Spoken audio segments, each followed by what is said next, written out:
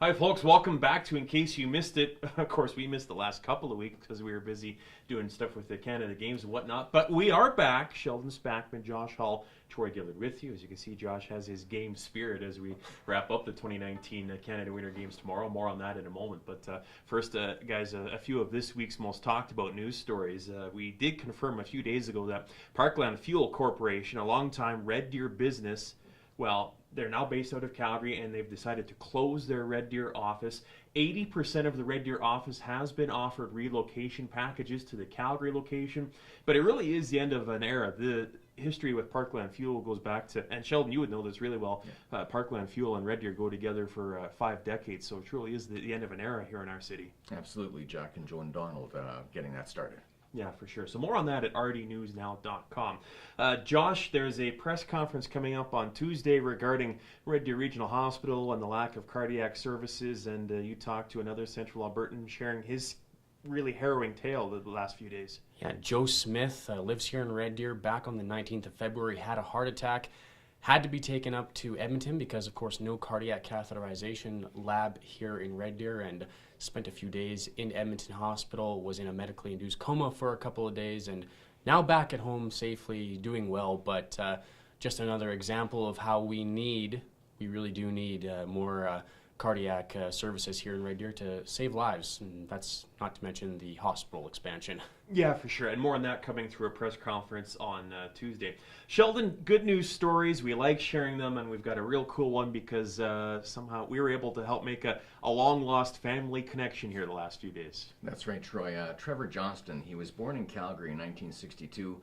Parents gave him up for adoption. He lives in Coquitlam, BC now, and he found his birth mother a number of years ago. He's been looking for his birth father. Turns out his birth father is Ross Smith, who lives here in Red Deer. The great news, of course, Troy, is Ross Smith and Trevor Johnston are going to meet here in Red Deer later this month. Yeah, that's pretty cool. More on their story at rdnewsnow.com as well. Also coming up on Tuesday, should mention that RDC will be unveiling the much anticipated name for when they become a university here in the next little while.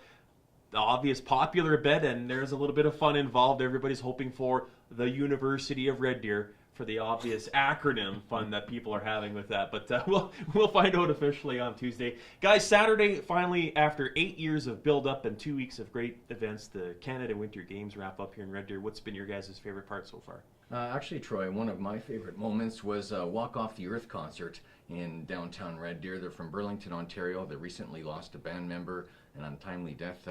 Although natural causes, he passed away in December. They paid tribute to him during this concert, and it was a really nice, touching, emotional moment. And that was actually one of my favorite moments of a non-sporting event during the games. For sure, real good one. And a lot of those concerts have been drawing really great crowds. That's cool too. Yes. Josh, your favorite part so far? I guess you could call me a pinhead.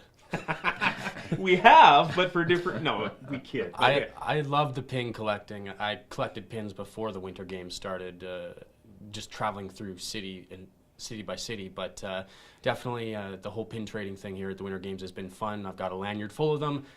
Just yesterday at the Winter Games Center over at the college, made a couple trades, so that was really cool. And nice. Yeah, it's awesome to see how many pins are out there. Yeah, I've loved some of the competitions. Wheelchair basketball was a real head turner in a great way. Congrats to Team Alberta setting a record for the number of medals they've won in Canada Winter Games history. And a big shout out to everyone who volunteered to make the 2019 Canada Winter Games here in Red Deer a big success. Now, as we wrap up this week's edition of In Case You Missed It, we've got 2 special guests that are going to pop in for a segment because we've had some help here the past few weeks, guys. Jordan Bay and Stephen Moore from get back in here, you guys. Come on, join. You guys have been waiting all month long to get in on an episode of In Case You Missed It. So we've got Steve. Yeah, see, they come right in the front. How can you tell that? Just kidding. We got Jordan Bay and Stephen Moore. I just want to give a huge shout out to you guys for all the great work you've done for us in the last month here or so. Hopefully you guys have had a good time here, and I just want to wish you guys all the best of luck as you finish up your studies at SAIT.